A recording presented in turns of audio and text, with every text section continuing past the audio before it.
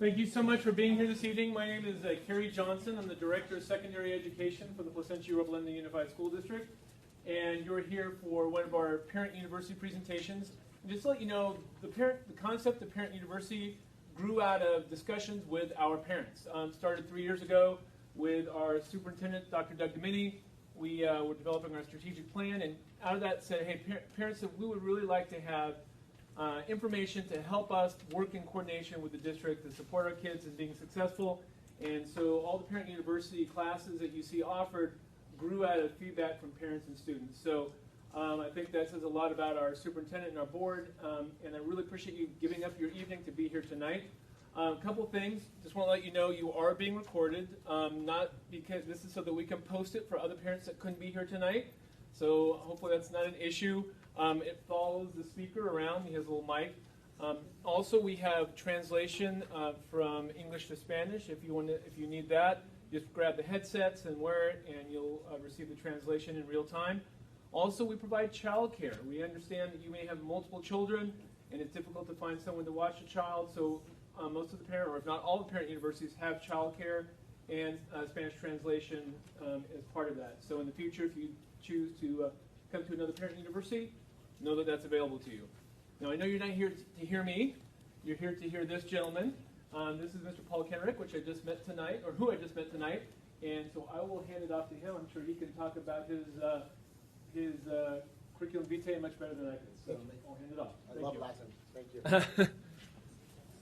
You're not supposed to start yawning until after I start speaking.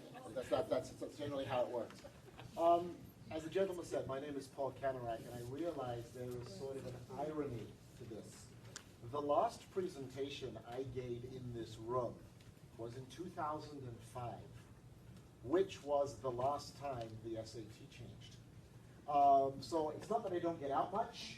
I guess I don't get invited back. My credentials for being here, in 1983, after I was done at UCLA, I started a company in California called the Princeton Review. And I worked at Princeton Review for 30 years. This is the 7th time I have seen the SAT change. Quick side note, this is by far and away the largest change in the SAT in my experience. This is a dramatically different exam. I don't judge it and say it is better or worse. It is just a fundamentally different test from any SAT that existed before it. Probably the largest change in the instrument in its history. And I'll probably get to why that happened, because it will give you better understanding. 2 years ago, I left Princeton Review and I became the CEO of a company called CollegeWise, which is America's largest private college admissions group. So what I'm able to do here, I'll be able to weave in sort of these changes and put them in the light of how colleges will use them. And one of the questions I was asked is, are there any colleges that have very specific test demands? For example, is there a college in America that says, we only take the ACT, we don't accept the SAT? And the answer to that question is no. How about, is there a college that only takes the SAT but won't accept the ACT? And the answer to that question is no, which, by the way, sometimes surprises parents. About 10 years ago, there was a preference. Most of the elite colleges preferred the SAT. But that ended 10 years ago. So today, there are no colleges that care. Harvard doesn't care. UCLA doesn't care. Washington State doesn't care. So the third question is, well, you've got the current SAT. You've got the new SAT. Are all of the colleges going to accept either one? And the answer is yes, except for one college. Virginia Tech. I think pretty safe. That's the only one I know of. So I want to lay that out in advance, ladies and gentlemen, so you don't have any concerns that the test that the kid chooses has a negative impact upon where she wants to go to college. Does that make sense? Here are my rules. There aren't any. If I say something that doesn't make sense, interrupt me and ask. If I say something that is different from what you have heard, interrupt me and ask. If I don't explain something well, which would be a miracle, interrupt me and ask. So before we begin, I'm going to describe the differences between the old SAT and the new SAT. I'm going to tell you what the content is of the test. I'm going to talk about the PSAT briefly and national merit. I've already answered the question of will schools take both. That one's done. I will talk about SAT versus ACT. I will talk about prepping for the exam, and I will try to get to the cadence. When should you take these tests? Is there anything else as of right now you want me to add to that list? Yes? From what I heard, that if you take PSAT, you get into national merit, finalist or semi-finalist. You have to take SAT. I will speak to that within the national merit. Okay? Any other questions or things you want added to that point? Then we yes? Just clarify, from which year graduation students will take the new SAT normal course? Or they will be both in the same time? The gentleman's question. Which is the group of kids that is required to take the new SAT that the current SAT would not be accepted for, correct? The current 8th graders. Current 8th graders. The current 8th graders would be required to submit a new SAT. Having said that, it's insane to have a 9th grader take the test. They're not ready. But you know, the technically correct answer is that any child who is in high school when a test changes has the right to take the current version or the new version. That has always been the way. Does that answer your question? Okay? For how long? They can take it in the 3rd year? Yep. Oh. No, no. The current SAT Right. dies a horrible, miserable death Oh, okay. in January of Okay, next year. that's- There will be no funereal rites. No one will dance on its grave, right? So technically, a freshman could take the current SAT in January. It would be nuts, but it is permitted. Oh, I haven't even begun to confuse you yet. I am simply warming up on the confusometer. My email address is up here for a reason.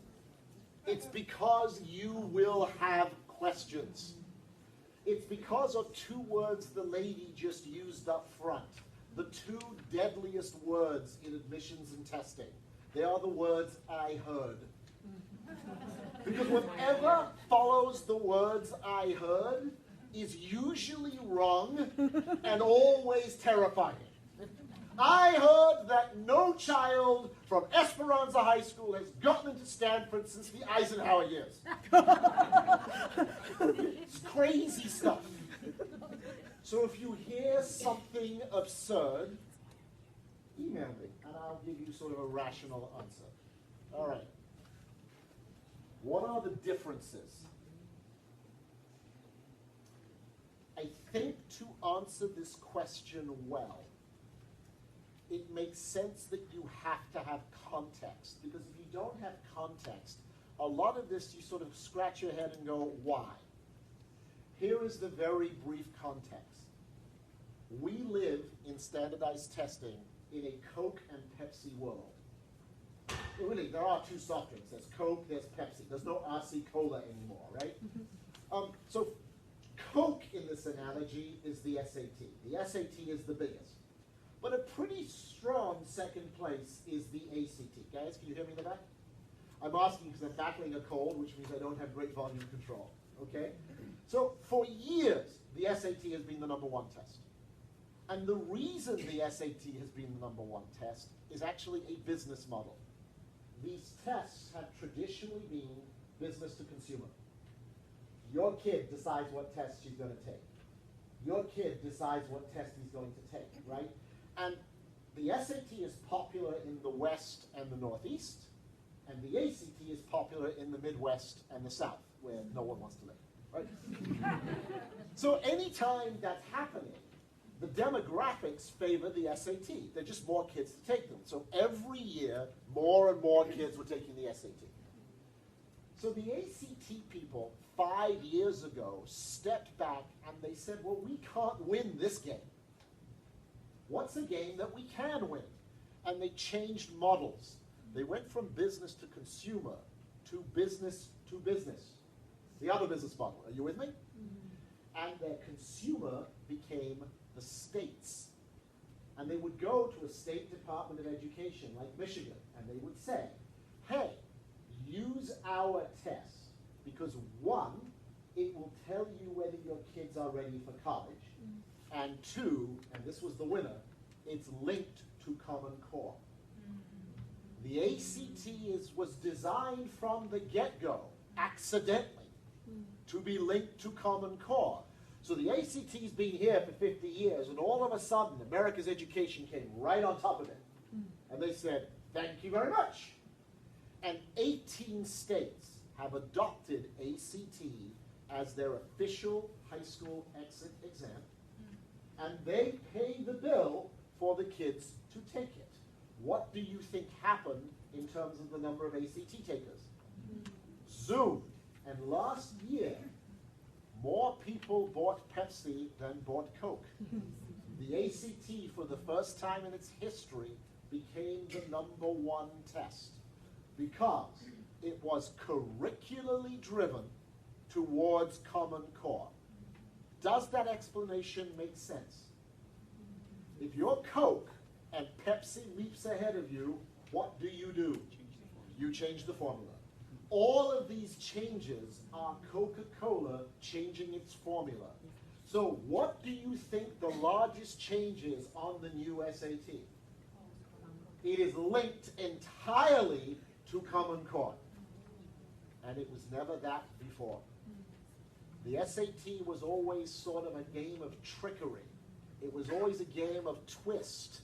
It was a very different kind of mental processing being used. It never had really anything to do with school. The old SAT is primarily an arithmetic, geometry, and Algebra 1 exam. That's the old SAT. Most kids had finished the math by 9th grade. The new SAT has hardly any arithmetic. It's advanced geometry, Algebra 2, trig, and geometric functions, and quadratics. Much more advanced, much more linked to what kids learn in school. So the fundamental difference between the exams is we've gone from a tricks-based test to something that mirrors Common Core. Do you have it? Another fundamental change in the test. For years, we've made kids learn hundreds of vocabulary words for the SAT. Here is 6,000 words. Make flashcards. Go to your room and shut up. Learn them. 8 hours in peace. And our logic has been you'll get a higher score on the SAT. Now, if you make your kids do this, you are simply a sadist. Because vocabulary of that nature is gone from the new test. All the vocabulary on the new SAT is vocabulary in context. It means they will say, in this sentence, what does the word pedestrian mean? My professor was so pedestrian I had trouble staying awake. What does pedestrian mean? So there will be no single moments in time like when we took the test with those analogies or those antonyms or those sentence completions. It's all gone. Now, any test prep company that positions itself by saying, we make your kids learn a bunch of vocabulary is by definition telling you they're not the right choice. Does that make sense? Now, for years when I gave this speech, I was the founder of Princeton Review who worked for Princeton Review. So it was impossible for me to be unbiased. I had founded the largest test prep company in America, right? I was always going to say, take Princeton Review. I don't work for Princeton Review anymore. So I have the ability to be somewhat more agnostic when we talk about prepping. And anyone who says, learn vocabulary words for the new SAT, please don't give them your money. It's a colossal waste of time. It's old school thinking. Are you guys with me?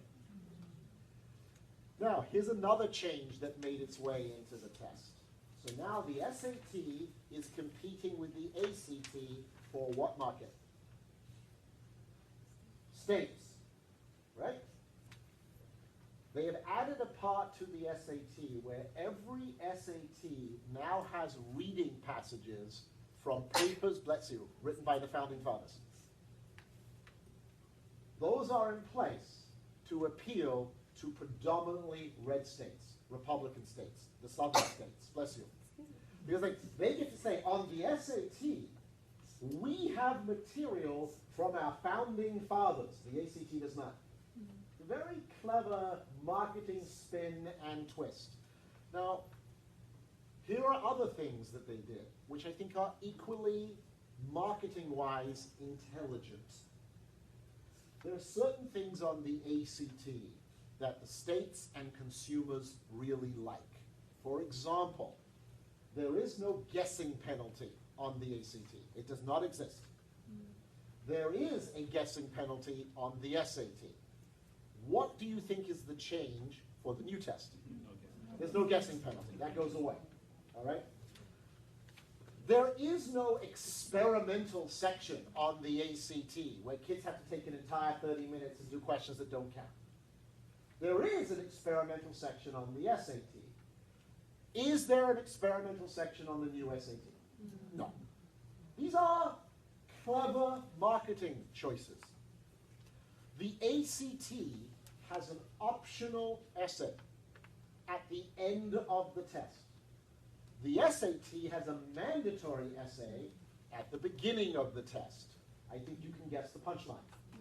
The new SAT has an optional essay where?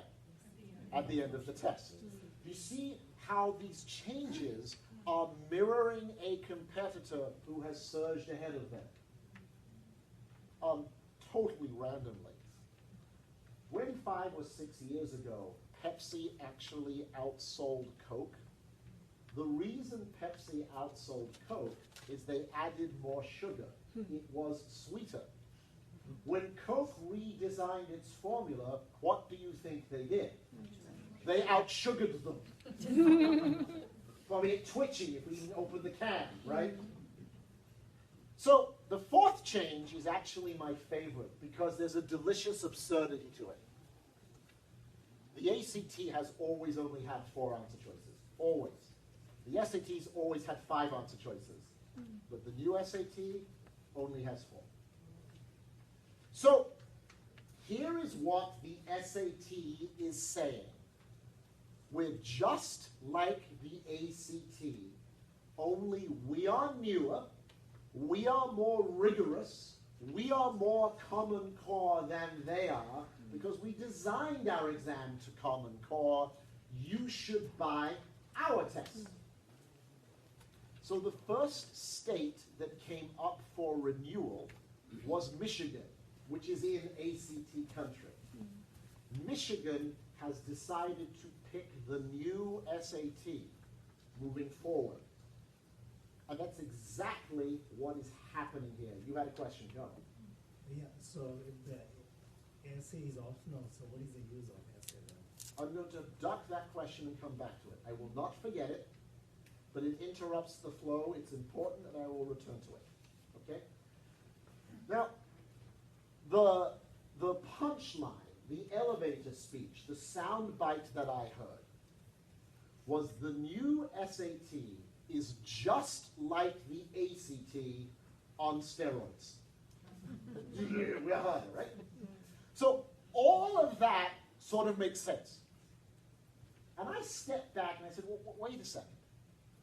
Here is what I know. Do colleges care which test kids take? Do they have any preference at all? No. Which test is new with relatively little information out there? The new one, the ACT, has a bunch of information out there. And which test are they telling me is harder?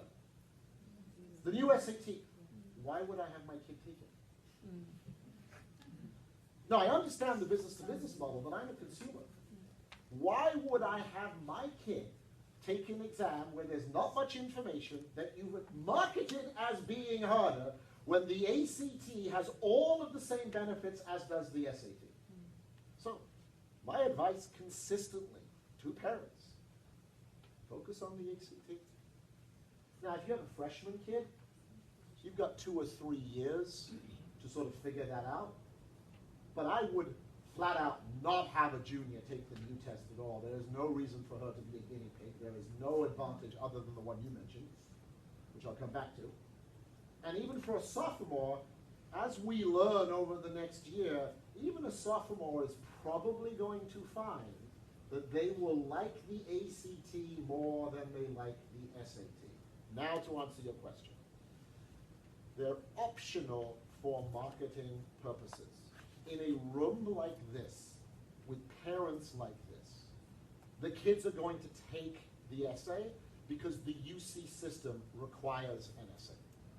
And since almost everybody in this room will apply to at least one UC school, de facto, it isn't really optional.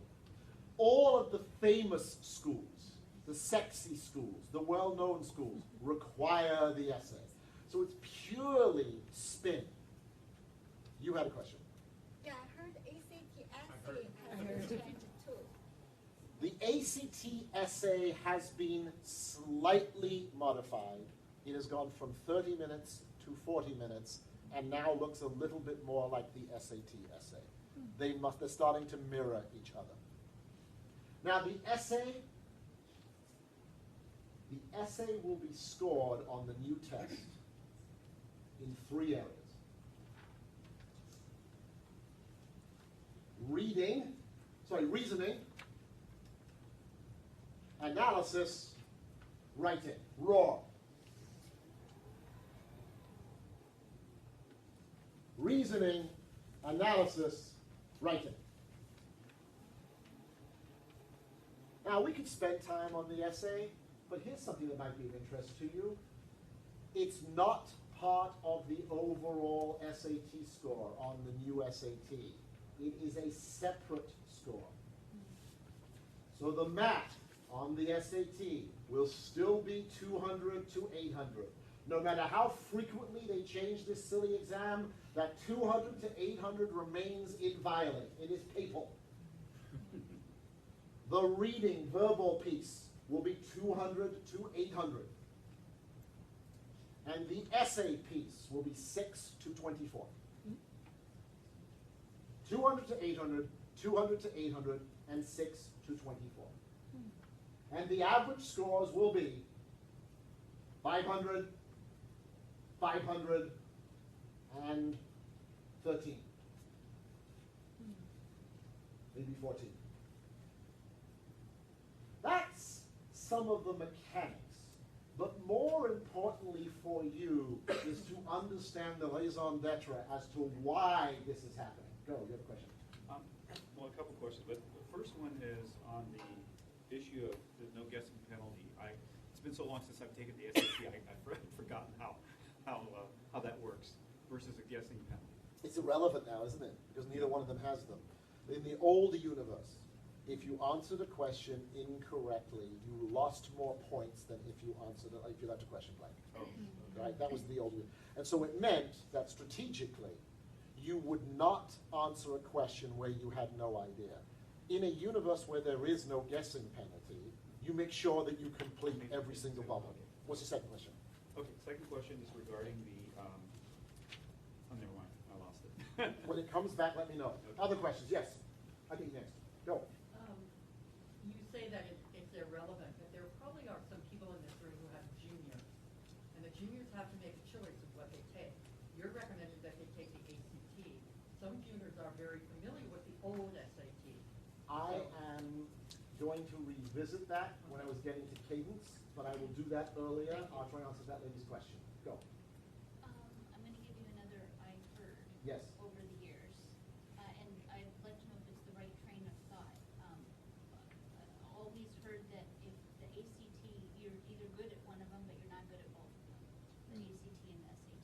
here's what I've learned in 30 years.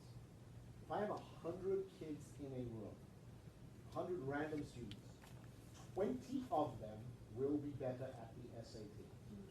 20 of them will be better at the ACT, and for 60 of them, it will be no different. And that mathematically and researchingly has stayed true for 3 decades. So you don't, like, my daughter did this many, many years ago. She took both. So is that Oh wise gosh. or not wise? You know, when kids take both tests, it's great for the test preparation. Right? It's great for the testing companies. I've never been sure whether it's great for kids. So I think if I was being sort of a rational consumer, I would try and maybe take a practice test in each, see where I was better, see which one also I felt more comfortable with, because I think that matters when we're dealing with 16-year-olds, and then almost certainly, thank you sir, focus my attention on that one. Now, there are clearly instances, if you're banging your head against the SAT wall, sure, I've seen kids jump over to the ACT and be fine. Now, remember, a lot of what I'm discussing is old world, because the two tests are now so similar. In the old world, here was a kid who was better at the SAT, almost always a boy, bright but lazy. If he liked the teacher, he got an A. If he didn't like the teacher, he got a C minus. And he was saying, I don't like you, here's a C minus, don't you feel bad? He didn't, right? That kind of kid almost always did better on the SAT. It just fit their psychology. And the kind of kid who did better on the ACT was often a girl who worked super, super hard. It never came easily, a little bit slower in terms of grinding through, perfect homework scores, a little dodgier on the tests. The ACT tended to reward her because it was less tricky, more curriculum. In the new universe, they're virtually identical. Now to the lady's question back then. The current juniors have 3 choices, don't they? They have the current SAT, they have the new SAT, and they have the ACT. Of those 3, by far and away the easiest test is the current SAT. Of those 3, by far and away the easiest test is the current SAT. And it's made easier by something you probably did not know. Whenever College Board changes an exam, it stops all the expense on R&D on the old test. So in the last year of an old exam, College Board recycles questions and occasionally recycles complete exams. And what that means is when there is no forward momentum, the test prep companies are locked in on the test because it is not changing at all. So the current SAT of those 3 is the easiest if you happen to be good at that kind of exam. So Madame, what I tend to look at, I look at the kids' PSAT scores from their 10th grade year, or I know I have a son who fits the description I used earlier. That's a kid I might throw at the current SAT, particularly if I know that he or she can do well.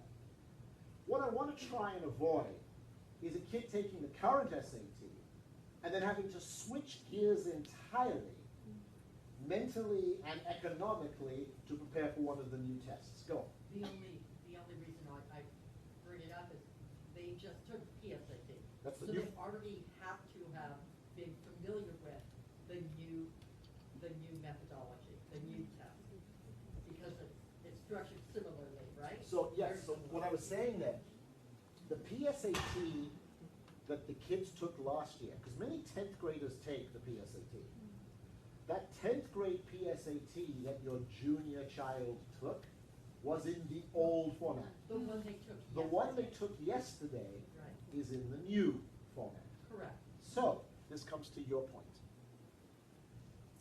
The kids who took the new test yesterday will get their scores back the 2nd week in December. If you have a child who does really, really well on that PSAT, what do we know about her?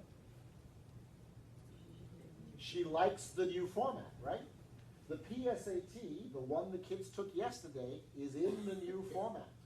If you have a child who did very well, 90th percentile or higher, absolutely I would throw that kid at the new test because they are predisposed to do well in it. If a kid is at national merit level, which is 95th percentile or higher, absolutely they take the new SAT.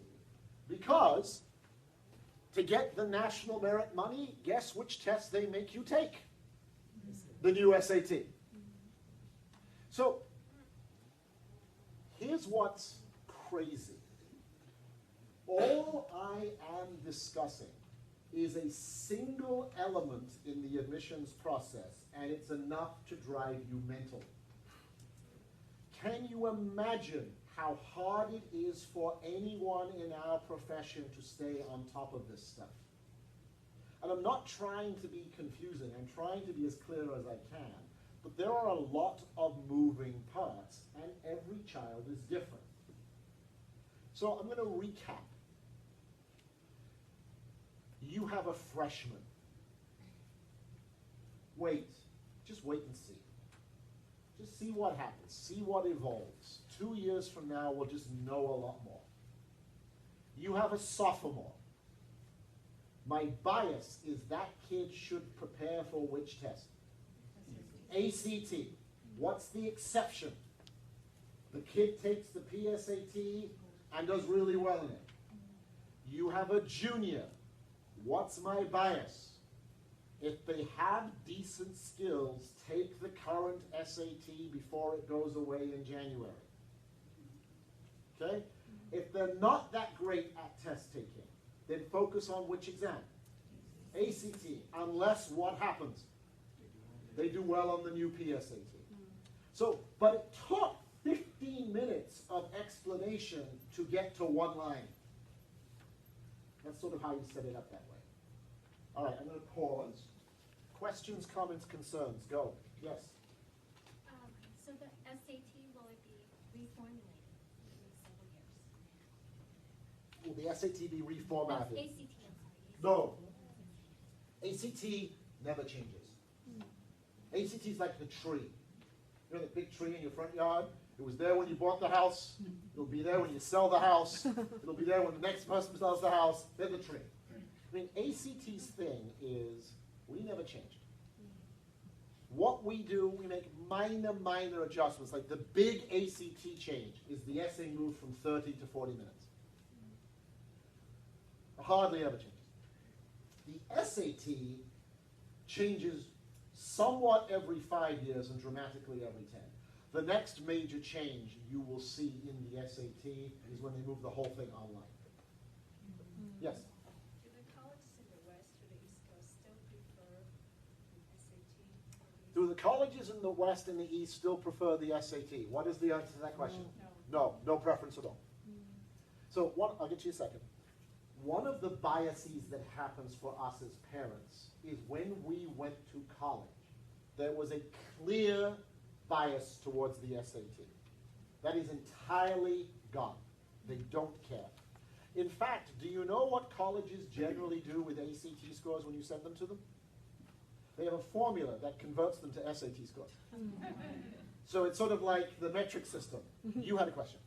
Yeah, actually my initial question is if kids get into PSAT good result and they get to the national merit list, is SAT required? I did answer that, and the answer was yes. Yes. Yes? When is the test going online? Oh, we don't know when the test will go online. So what they started to do is they're letting schools who are part of the state program. So remember how SAT is now the official test in Michigan? Schools in that program are permitted to offer their high school exit exam SAT online. That's how they'll dabble. But in the next 5 to 10 years, these tests will move entirely online in much the same way as the graduate test moved online. The GMAT for business school is online. The GRE is online. The MCAT is online. SAT and ACT are going online, just not while your kids are in high school. Yes? So the old SAT is going to go away in January? January of 2016. So he'd have to take it before that. If he has decent skills in it, right? So a couple of ideas. You don't know whether he's skilled with it. Call one of the test prep companies and ask them to send you a practice test for free. They'll do it, right? Or you can look at his PSAT scores from last year. Oh, the new PSAT was given yesterday. All the kids hated it. I mean, I've been doing this for a long, long time. Kids don't complain about the PSAT. They don't. It's sort of like kicking a puppy. People don't do that. They just go in, they take it, it's 2 hours, they're done. But the PSAT is now almost 4 hours long. And the test is really different. I mean, this test it's much more intellectually commanding, demanding, and rigorous. So not only is the test almost twice as long, but the nature of the material exhausts you. So it almost feels like it's 4 times as long. There was a lot of fetching yesterday. Much more so than I am used to. A couple of other minor things. The new SAT will basically have 3 sections. There will be a reading and writing section. It'll be 100 minutes long. 65 minutes worth of reading, 35 minutes worth of sort of grammar questions. The math section will be 80 minutes long. 55 minutes where you are allowed to use a calculator, 25 minutes where you're not allowed to use a calculator. I don't know how they can make this more confusing. And at the end, there will be a 50-minute essay, which is optional, but really isn't. You try explaining this with a straight face. Those are the mechanics of the test. The scoring system, to remind you, 200 to 800 on the math, 200 to 800 on the reading, writing, 6 to 24 on the essay. And anything you forget, you can email me. Go. Would there be, since the old SAT you said is the easiest at this point, would Yeah. there be any reason for sophomores to take that test? I've been asked that question, should sophomores take the old test? And my instinct says no, because it's exceptionally rare that that kind of kid is where she needs to be in the first semester of the sophomore year. It's just really, really unusual. Now, let's say you have a kid who for years has just been the Adonis of taking tests. It's just a gift that he has. Maybe take a practice current test and see if he's got it. But unless he scores over 2100, I wouldn't have him do it. Now, they are going to do something on these exams, both the SAT and the ACT, that is so brilliantly devious, it kind of belongs in an Austin Powers movie. You know, and like part of me actually admires the twisted evil on display. So, I'm going to give you the setup and then I'm going to let you guess. It will scare you.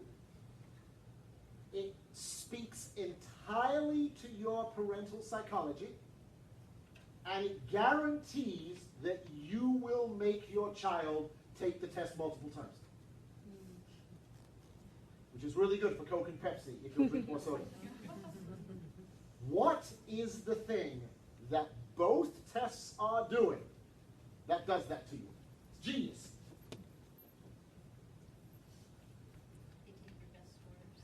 They take your best scores. They've been doing that for years. By the way, that's not evil genius. If you think about it, that's actually kind of cool for kids, right? It's a form of genius, but it's not evil. This one is wicked. What is it? Not that they made it tougher. All right, so remember when our kids were in middle school and they took those stupid states tests and they'd send the scores home to us, the ERBs or whatever they're called? Like, I'm a 13-year-old and a 12-year-old, right? So, together they're 25. Oh, please. This is me. 1983. 99th percentile, 90th percentile, 99th percentile, 98th percentile, 70th. What is this horror show? 70th percentile in whatever? Armageddon! And I ignore all the 90s. Right? Every parent does this. We're laser focused on the thing the kid doesn't do perfectly. The new SAT has like 13 different subscores. The new ACT has like 7 different subscores. Here's like every parent I know. The kid has a 740 on the math, but only scored 38th percentile on the hard math questions. What does the parent do? Go take it again and do better on the hard math questions. It's what we do. It's how we're wired. It's brilliant. Now, colleges only look at the scale scores. They only look at the 200 to 800. That's all they look at. But our psychology is like, they look at this, they look at this, they look at this, they look at this. They don't. Yes? So how many times the kids should take the test? How many times should kids take the test?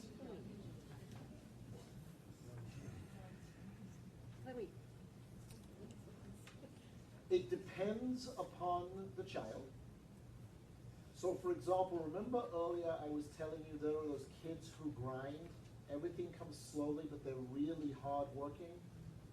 I find that those kids also grind through tests and get progressively better. So a child like that could conceivably take a test 3 times. Okay? But for most, my preference is 2. Right? And sometimes it's 3.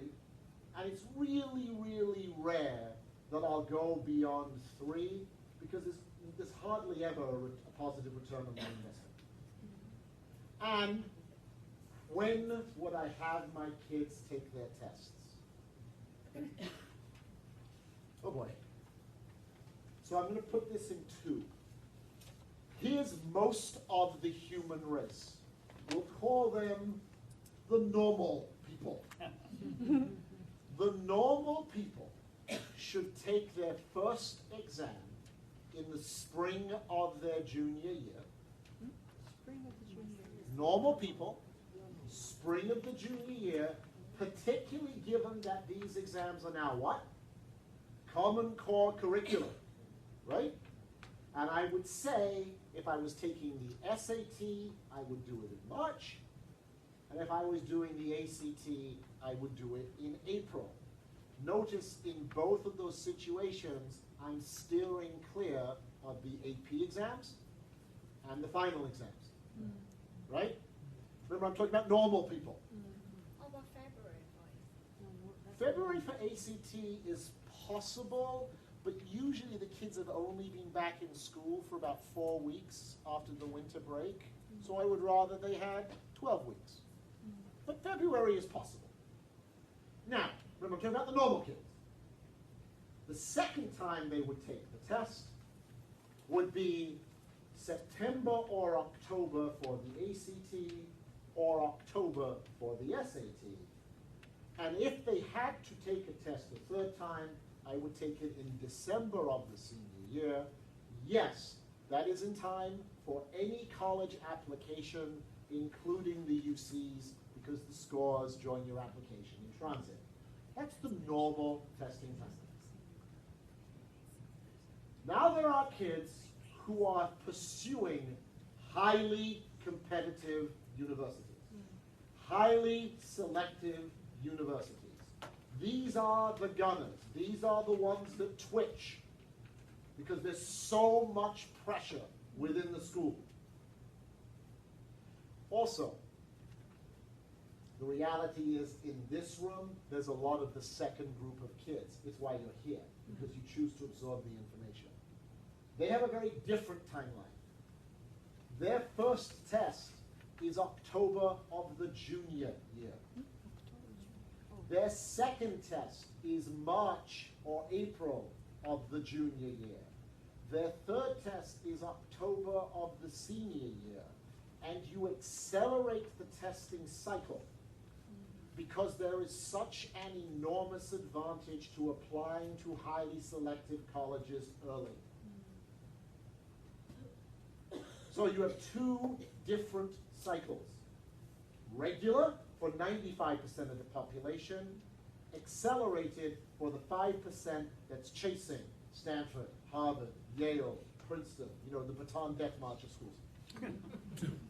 So I'm going to stop. Who has questions about that SAT, ACT cadence? Yes, you, then you, then you. Yes.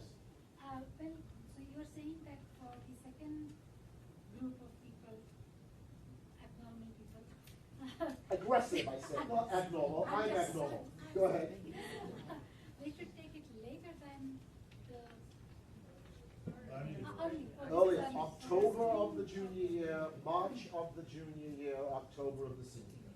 They move back 6 months. The lady in white, then the lady in yellow. If your child is taking more advanced math class, would it be beneficial to take it earlier before you forget the math for the test? Possibly on the math side, but almost certainly not on the language side because the language skills evolve. And the reality is kids, since math is a building block science, you know, if they do any prep at all, the math stuff comes racing back to them. So for me, where they want to go to school, their sport, and sort of when they have time to prep, sort of dictates when I would have that kid take their test. Madam. Can colleges see all the tests they've taken, or just the ones you choose to report? I promise to answer your question. The question was, can colleges see all the tests you have taken, or only the ones you choose to report? That is a question that at its base is somewhat fear-based. It sort of sets up, am I doing something wrong that will penalize my child in the eyes of admissions officers? And almost everybody views college admissions through that lens. It's a very fear-based process. And I would encourage you to potentially stop doing that, because I know a bunch of college admissions officers. It's not actually what they do. The reason they want to see all of the scores is almost every college and university mixes and matches scores to give you your best result. In fact, many of them will probably mix and match the old SAT with the new SAT to get you the best result. That's why they ask to see all the scores, not to penalize you. Having said that, the only scores a college is permitted to see are the ones you choose to show them. If you make the choice not to reveal them because you have used score choice, the only way they could see them is if your high school lists them on your transcript. Okay? You control those. You control ACT, you control SAT, you control subject tests. Those belong to you. Go. Will they know if you make score choice? No. They don't know that. Nope. They have no access to that information at all. Here's another thing they have no access to. You're a kid who needs extra time. You have a learning difficulty. So you take the SAT over 2 days. Colleges are not allowed to know that happened.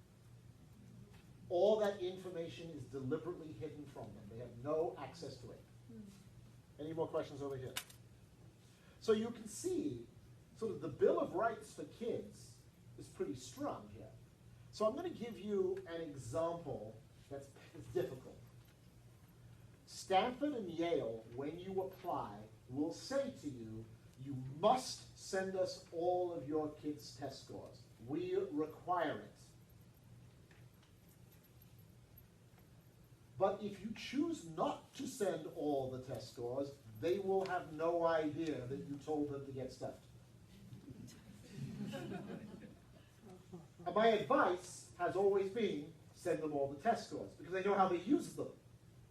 Right? But it's one of those fear-based moments where people go, well, why are they asking them? Are they going to use them all? Is my kid going to be judged? No, really, they're just trying to mix and match to get the highest numbers that they can. There's no negative ramifications to it at all. But it's one of those things that's fear-inducing. Why do they want to see everything? That belongs to me. So I can promise you nothing bad happens. But your kids will be asked that question. Any more questions over here? Yes, go.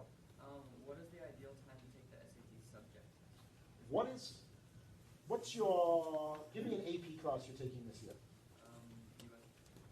So the AP US History exam is, I think, the second Monday in May. The subject test in US History is the first Saturday in May, 2 days before the AP exam. The people who write the AP History exam and the people who write the subject test in history, they're the same team of writers. So in prepping for the AP that you take on Monday, you're also prepping for the subject test. So I would take that one on Saturday. Conversely, a couple of them come in the third week of May. So for those guys, I recommend taking the June subject tests. And remember, this is just tests we're talking about. It can be a somewhat complicated mechanical thing. So for your specific example, your tests would depend upon when are your APs, how good are you at them, and what schools are you applying to. The UC system no longer requires subject tests. That requirement was dropped. Now, I want to teach something here. Your son is in calculus and has an A. What do I know about him and math? Pretty good at math. He takes the SAT and he gets a 780 on math. What do I now know about him? He's good at math. So that kid takes a subject test in math and gets an 800. It's a colossal waste of time. I already knew he was good at math. You've told me nothing. Same kid is in calculus, but the teacher and he have a conflict. He gets a C, but he's good at math. That kid takes the math subject test and gets an 800. He should submit that score to the UCs because it shows I'm better than my grade shows. Does that make sense? So the UCs permit you to give subject tests that buttress weakness. There are many colleges that recommend subject tests, but do not require them. USC is one of those. We recommend, we do not require. Here is the analogy that will make this make sense to you. You turn to your daughter and you say, I recommend you are home by midnight. What time do you think she is likely to be home? It's such a good answer. Yeah, so that's sort of the subtle difference between recommend and require. So my advice has always been, if they recommend it, you're doing it. Did that answer your question about subject test? Go.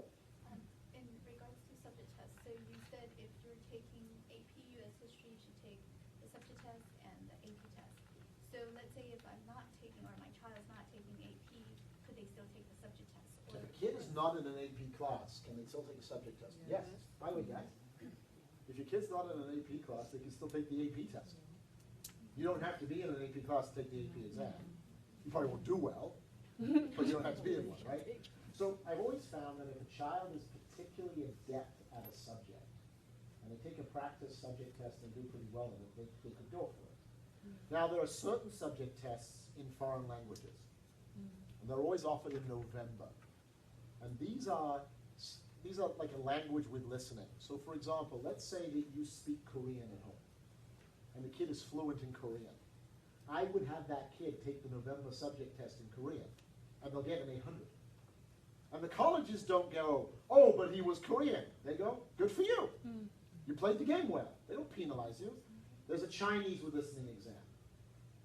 There's a Spanish with listening exam. So if you have fluency in a language, I would recommend taking the subject test with listening in that language, but it's only in November. I swear I'm not trying to confuse the heck out of you. I'm just sort of downloading 1% of my testing brain. There's a lot of moving parts. Yes? I'm not familiar with the subject test. Is it based on what you want to study in college, the ones you would take? No. When we were younger, they were called the achievement tests. then they got renamed SAT-2s. Now they're called subject tests. It's not necessarily linked to your desired major. They're linked to what does the college want. So Stanford will tell you, we want you to take math level 2, and we want you to take a hard science. And Harvard will say, we want 3 from these categories. They simply tell you. Yeah, we would dive deeply into the morass of detail if we went college by college, but they'll always tell you their numbers. All right. I believe I have described the differences. The content of the test, mathematically much more advanced, algebra 2, trigonometry, quadratics, pretty much Jane Austen era grammar rules, lot of heavy reading. We discussed the PSAT, we discussed SAT versus ACT, we just went through cadence. I'm going to talk about prepping. Yes. One question about PSAT. Yes. Besides the national merit benefit of national merit scholarship for GSATs, what is the reason to take PSAT? Is it like a requirement or just No. for test? The lady's question, what's the reason to take the PSAT? So full disclosure, I think by now you know I hate standardized tests, right? I really want to say, don't do it, right? But I think if I'm going to be fair, I think there are 2 good reasons to take the PSAT. The first is when you take the PSAT, College Board will sell your name to thousands of colleges who will begin to market and recruit you. And that makes kids feel good, right? The colleges never get to see your scores, ever. That doesn't stop them from writing a letter that says, we saw your scores, we think you're marvelous, right? Colleges never get to see your scores, ever, they're not allowed. And the second reason to take the PSAT is it can give you a window to the testing soul. You can figure out, is my kid naturally gifted at this test? Is she ordinary? It sort of gives you more information. The downside to the PSAT is, kids don't prep for it. So they go in sort of blind. They get a score. They feel bad. They see all their friends score. They all take it on the same day. And when you have that kid I was talking about earlier who gets good grades but works hard, she often feels like an idiot on PSAT day. She just feels lousy. One of the things I really like is the new PSAT. The scores get emailed to you. So you can just have them by yourself. You don't have to share them with your friends. I think that's a little bit better. I made a decision very early on that my children would never take a PSAT in 10th grade. Why would I want to tell them, hi, take a test a year too soon and feel really lousy about yourself? I got plenty of other ways to torture my children. I don't need that. But to the junior year, marketing and insight. All right, prepping.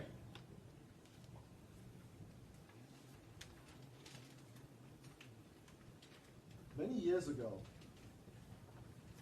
I hired a wonderful, wonderful teacher. He was an incredibly talented SAT teacher. Kids really, really loved him. He was Teacher of the Year for Princeton Review, and then he went off and became an investment banker. And then he left investment banking, and he started a small thing you might have heard of, the Khan Academy. So I know Sal really, really, really well. I've known him for years. I trained him in Princeton Review. He's an extraordinary man. He's always been an extraordinary man.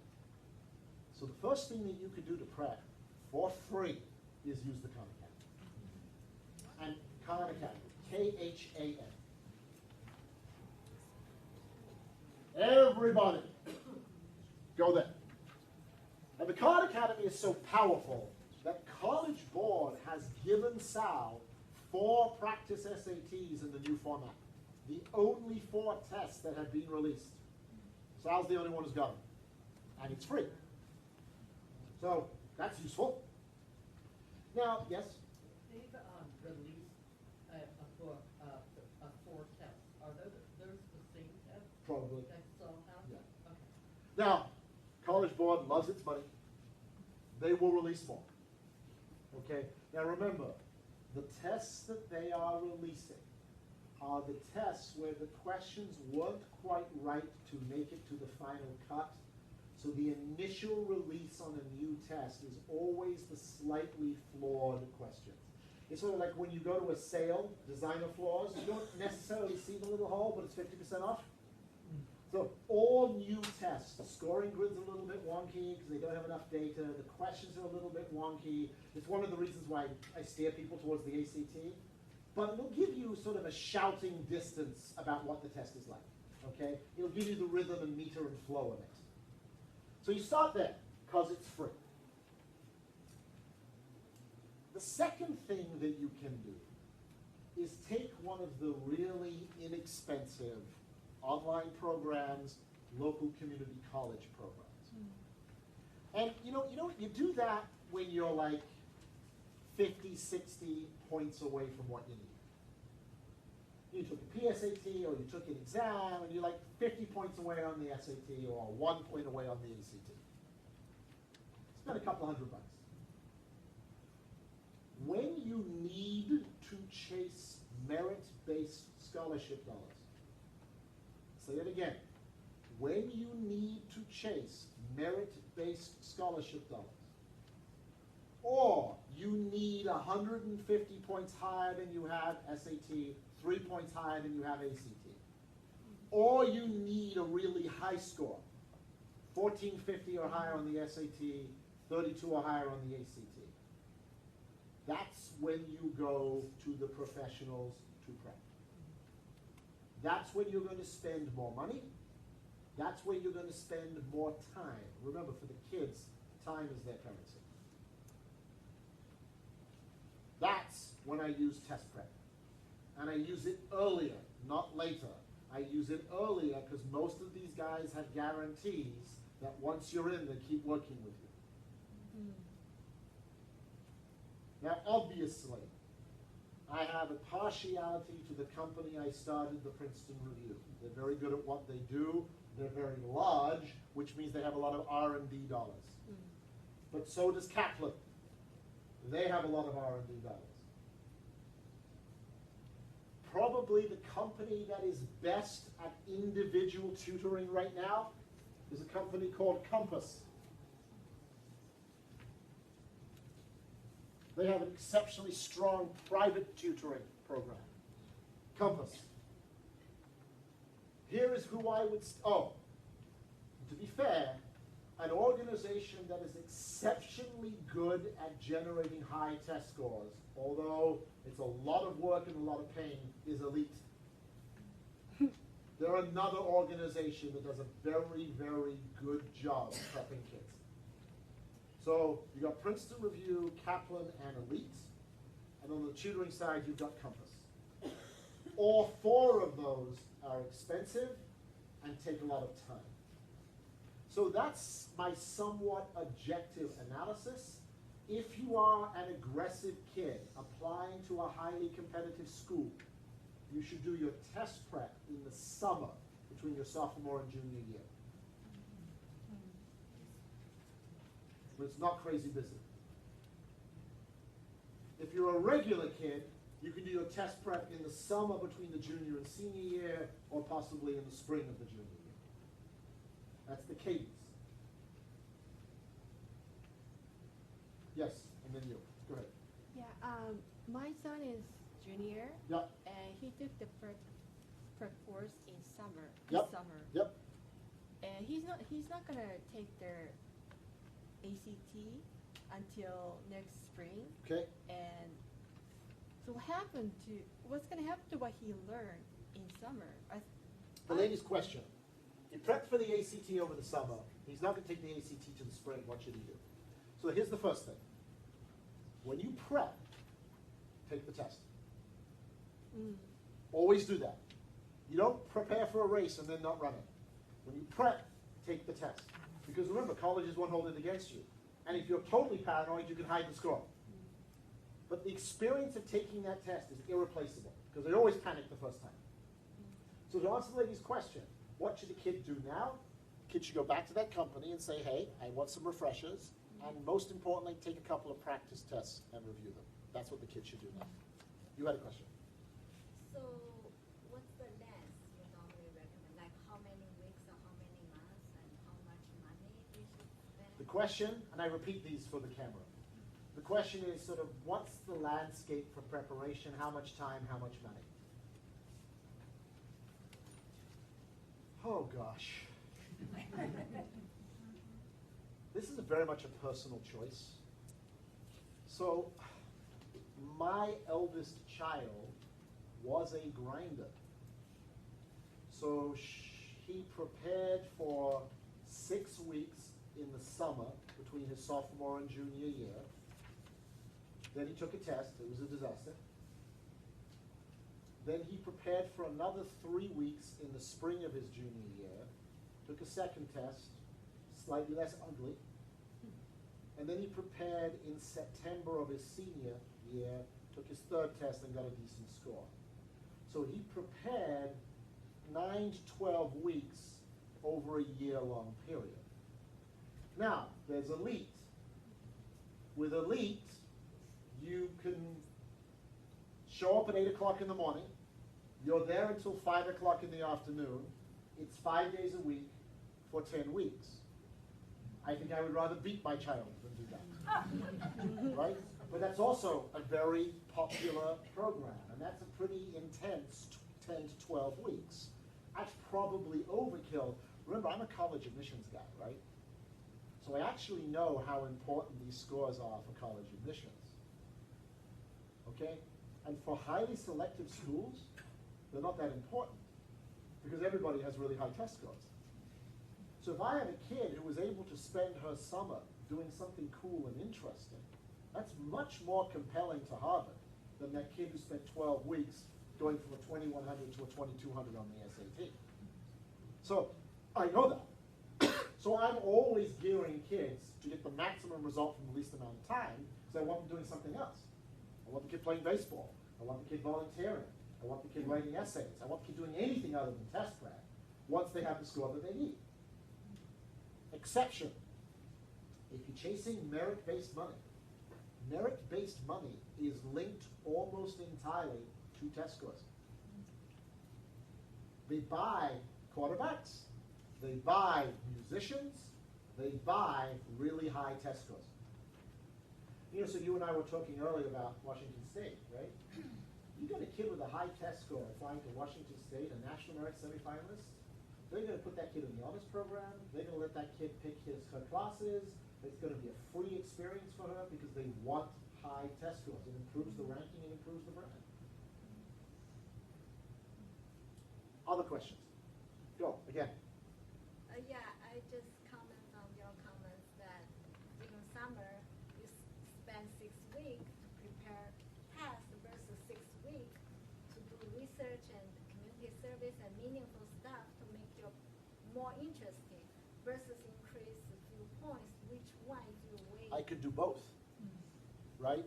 If I'm doing test prep sensibly, I'm going to spend 20 hours a week for 6 weeks in the summer doing test prep. That leaves me with plenty of time to do something else and also have a life, right? So I think where I get worried is if you're spending 45 hours a week on test prep for 11 consecutive weeks, it just drowns out everything else.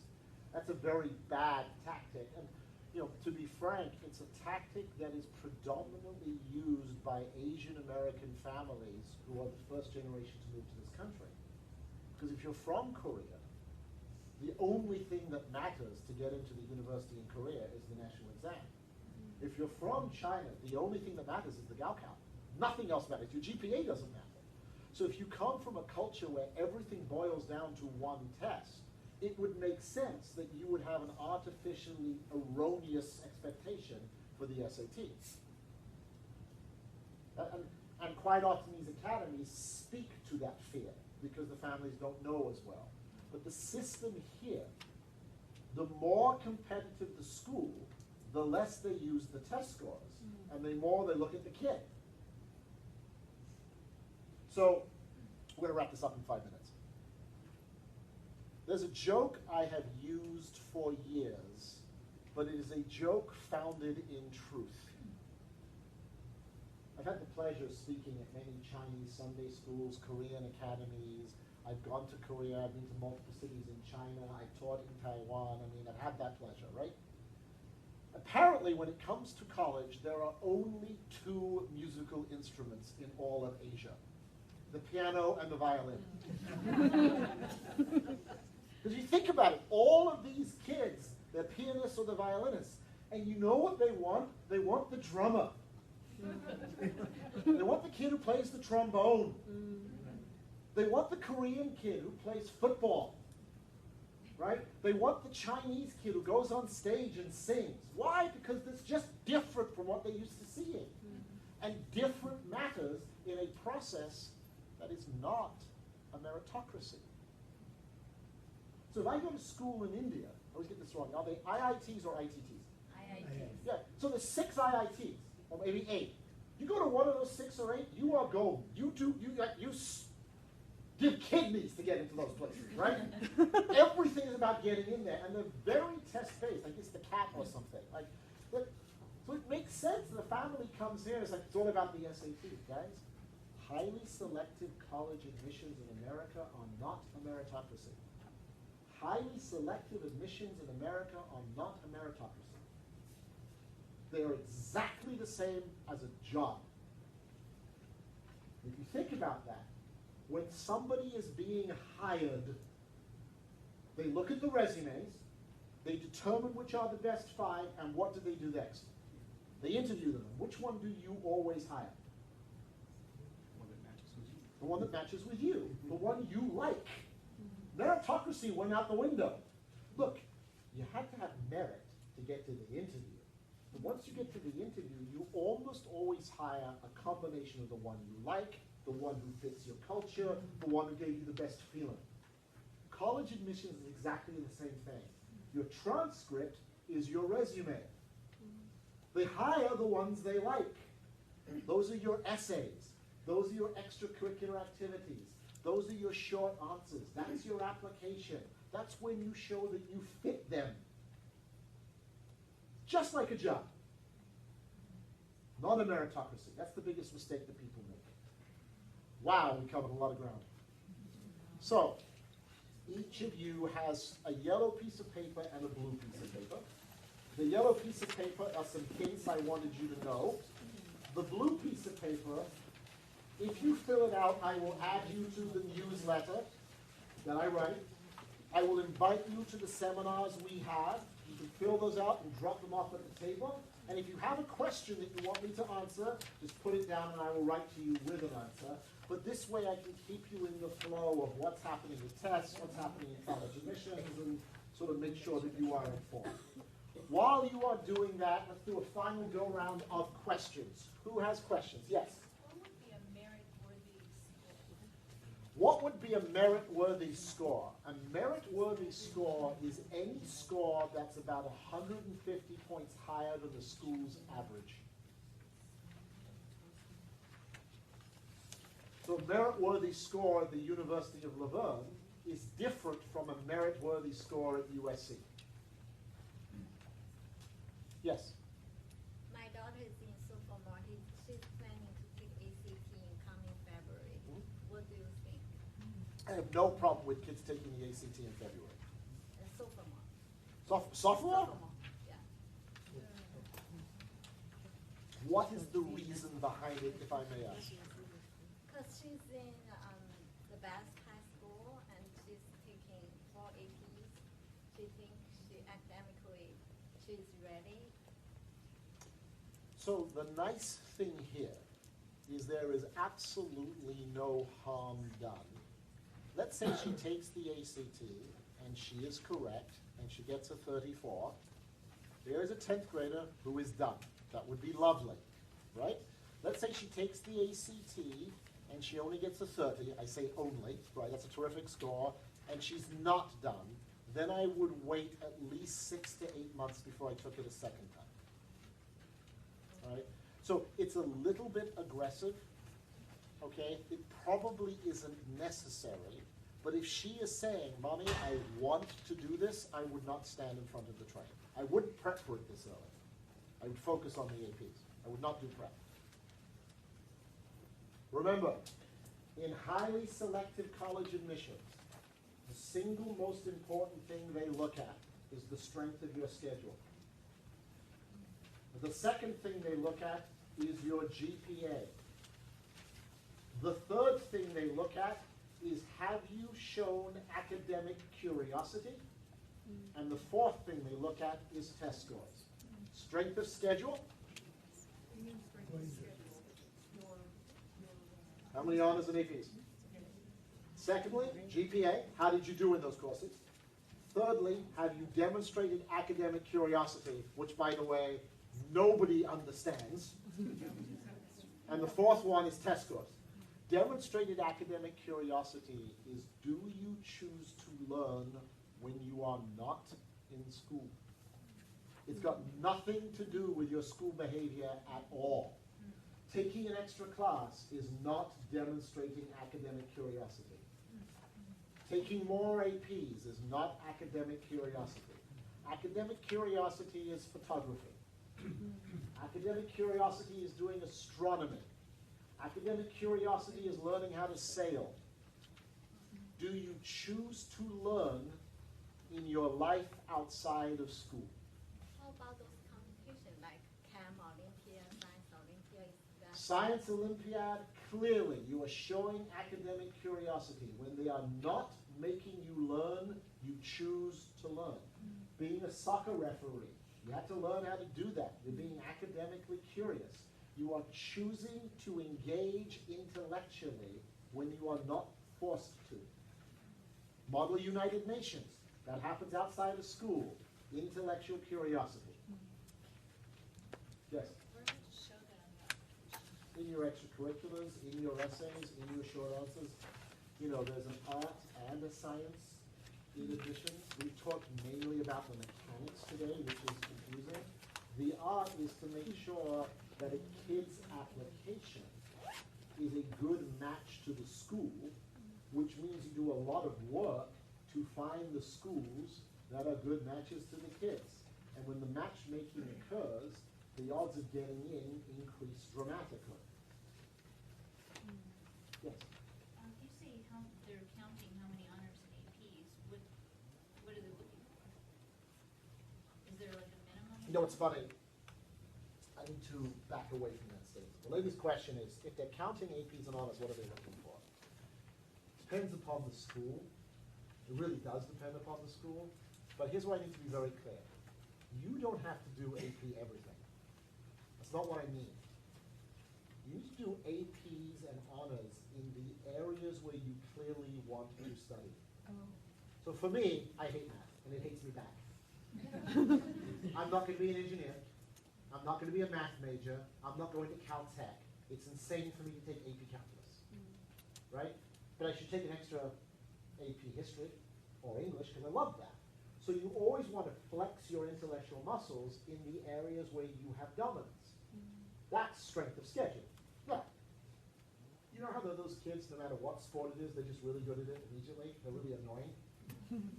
I've never played baseball, so I'll hit 550, right? But there are kids where the same thing happens to them academically. It doesn't matter what subject, it's just easy for them. And those kids do AP everything, otherwise they'd be bored.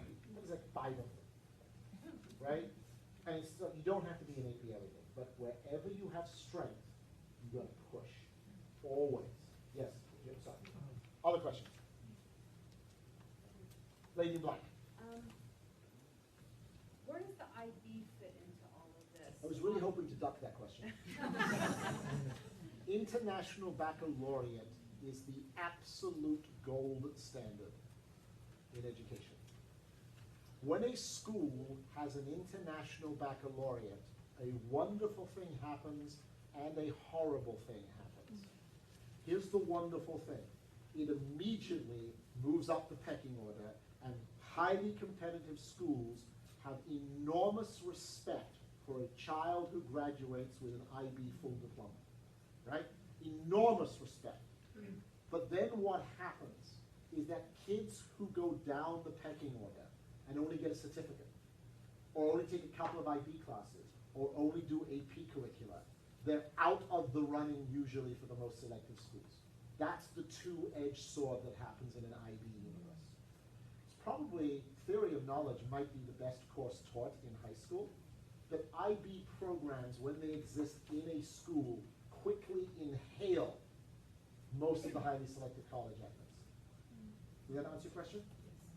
Now, if you don't go to an IB school, and you're competing with a kid who does go to an IB school, there's no difference. You're only judged based upon the environment you come from. So if you're at a school where there are only 3 AP classes, and you took 2 of them, that's as powerful as the kid who has 10 from a school with offers 20.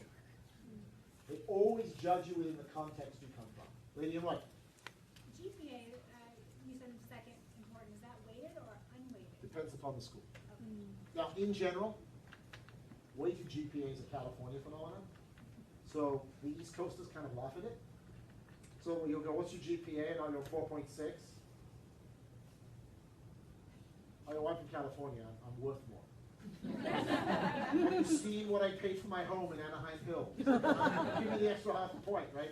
So the UCs pretty much do weighted GPA. Most of the upper echelon schools will just look at a flat GPA. Yes? Usually, depending on the schools, how do they determine those schools, like AP classes, 3 versus 10? Every high school has a portfolio logged with the colleges. If a college runs across a high school they don't know, there's a very simple site they go to and they can see how many AP classes do they have. So if it's a little private school, they usually attach the school portfolio with the kid's application. So I mean, every school knows Troy. You know, every school knows Whitney. Every school knows University High School. If they don't know Placentia, they'll look it up and they'll know Placentia. Every school knows Esperanza. Every school knows Canyon. They're just known commodities. Yes? So like foreign language, AP Chinese versus IB Chinese, which one kids should choose? What's the major The one they difference? think they would do better at. They don't, I mean, what's the major difference? Well, AP is this kind of curriculum. The AP is a very wide curriculum that is this deep. IB is a very narrow curriculum that goes this deep. IB is a European teaching method. AP is the American teaching method. They're just very different pedagogies. So if you are applying to a highly selective college and you are in a school that offers IB, which class should you take? IB. But IB certificate come out after the admission process is done. Yes, but the IB counselor always tells the universities who's on the full diploma track and who's on the certificate track. It is part of the job of the IB counselor to inform against that. Or a kid will write, I am on schedule to get an IB full diploma. I am on schedule to get the IB certificate. Because I saw a lot of students with full IB certificate and then they get to Cal State Fullerton or Cal State system. Well, you know, it's very difficult to judge what each individual child is choosing to do. I am forced to speak in generalities. I don't know any of your children. So, you know, one of the curses of a speech like this is there's 80 families with 80 different kids and 80 different stories. A kid in an IB certificate could be going to a Cal State school because of family circumstance. They could be going to a Cal State school because they got a full ride. They could be going to a Cal State school because Cal State is the best teaching major in California, the best physical therapy major in California, one of the best journalism programs, great international business programs. It can be anything. So my understanding, IB more focused on humanities No, IB instead is of STEM. not really. I mean, IB is a European curriculum. It's just sort of a very different teaching model. But it is perceived today as the strongest teaching model. It's the flavor of the day. I'm sure 6 years from now it will be different. I'm spent. Go away. Drop the blue pieces of paper over there if you feel so inclined. I hope it was useful. Yeah. Let's schedule.